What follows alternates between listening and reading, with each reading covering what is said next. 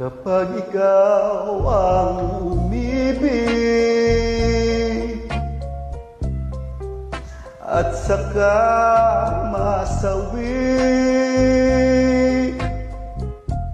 di mo ba daramdamin ito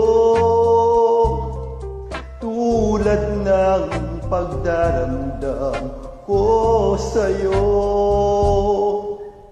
At kung ito ang siyang tunay